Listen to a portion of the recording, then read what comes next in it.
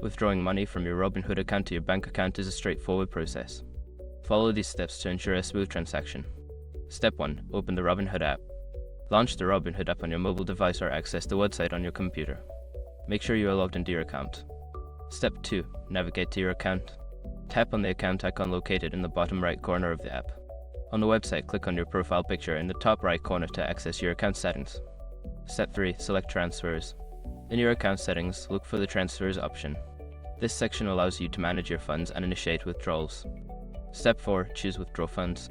Click on Withdraw Funds to start the withdrawal process. You will be prompted to enter the amount of money you wish to transfer to your bank account. Step 5. Confirm the withdrawal. Review the details of your withdrawal, including the amount and the bank account you are transferring to. Once confirmed, submit the request. You will receive a notification once the transfer is complete. Once you have completed these steps, your funds will be on their way to your bank account.